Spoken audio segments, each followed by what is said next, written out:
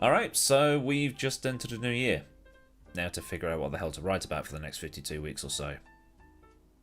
Have an alright 2022.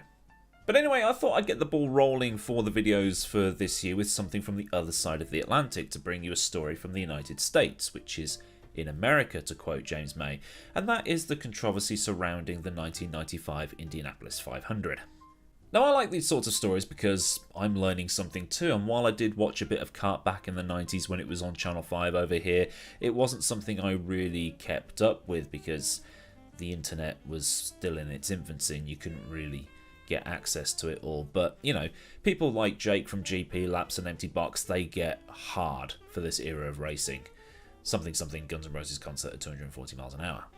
But it's funny because this story comes the year after my previous American open wheel video, and that was the story about the warp drive that Penske fitted to the back of his cars for the 1994 Indy 500, the engine that we commonly refer to as the Beast. Now, if you're not familiar with it, Penske and Ilmor, which is now Mercedes high-speed Ultimate AMG Petronas Megatron powertrains, whatever they call it, basically what they did was they exploited a loophole in the rules to build an absolute weapon of an engine, because back then the Indy 500 and kart were run by two separate people. But this year, which is 1995, Penske didn't even qualify for the Indy 500. Alonso Jr. was too slow and Emerson Fittipaldi was bumped, Alonso style.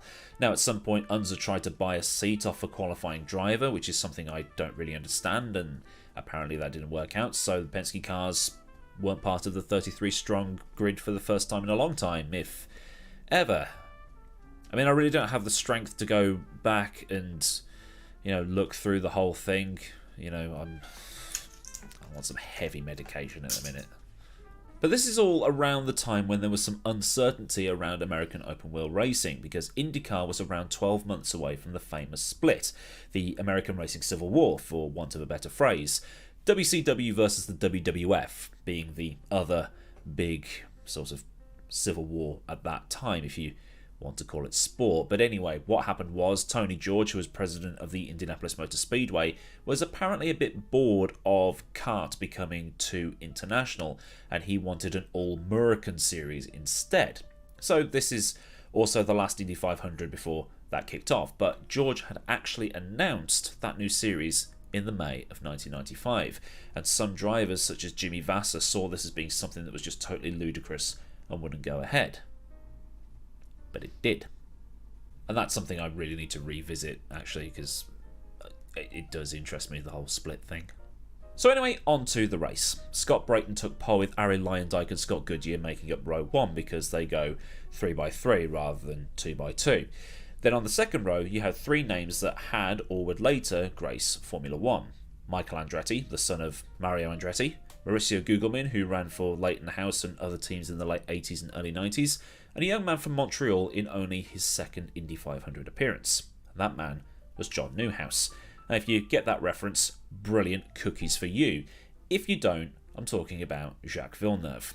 Or if you watch the actual race, Jacques Villeneuve, because they can't pronounce his name properly. Other names on the grid include Alessio Salazar, who went full Tekken against Nelson Piquet at Hockenheim that one time, Stefan Johansson, Brian Herter, and Lynn St. James, who was the only female on the grid. The race got underway, but 5 cars were immediately wiped out. Stan Fox hit the wall after dropping his car on the inside curbing like Fittipaldi had done the previous year, as it so happens, and that was it. Career over. Head injuries. Not good.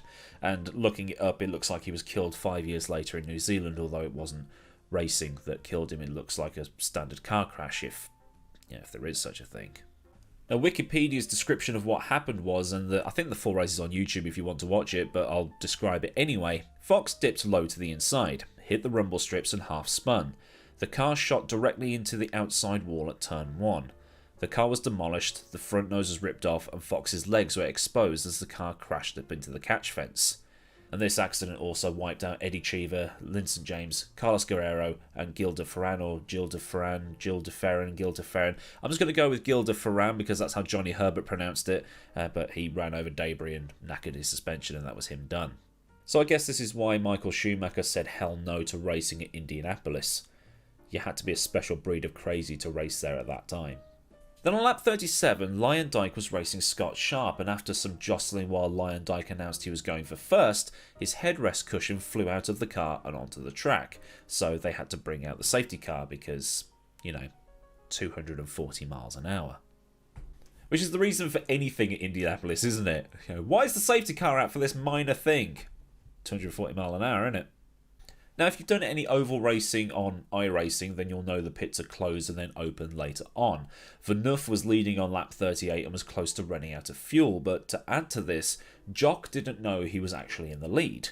He then overtook the safety car twice, not realising what was going on because the safety car was trying to get in front of him so that Villeneuve knew that it was him that was supposed to be at the front of the pack. But then it got worse. When Villeneuve finally pitted, it was a slow stop.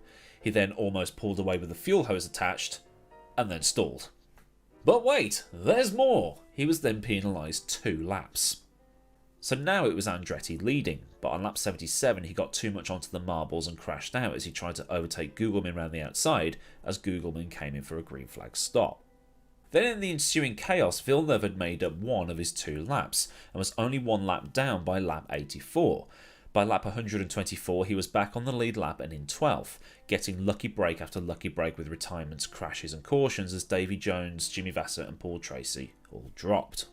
But then, with 11 laps left, Scott Goodyear was leading ahead of Villeneuve, Salazar and Christian Fittipaldi under a safety car, with the race ready to go green again for a 10-lap sprint at about lap 190, and this is where more controversy started. Goodyear had backed off to allow the safety car to get into the pit lane and allow him to just bolt straight on and try and gap the cars behind him, much like you see them do in Formula 1 these days, but Goodyear bolted too early and Villeneuve had gone with him. But Villeneuve then saw that the safety car was still on the track and slowed up to avoid passing it. Goodyear didn't, and behind there was almost a pile-up as the other cars tried to avoid Villeneuve slowing down, but Goodyear had well and truly buggered off. So if we were to consult the rule book, Goodyear would have to serve a stop-go penalty for overtaking the safety car while it was still on the track, but while he did receive the call, he ignored it. Or, depending on which story you read, and this is probably the most accurate depiction of it, the crew chief had told him to carry on racing so they could protest it after the race. And again, by the rules, they stopped counting his laps after he was blatantly not going to come in and serve the penalty. So at around lap 195 or so, they stopped counting his laps. So he ended up 5 laps down come the end. I mean, effectively disqualified at this point.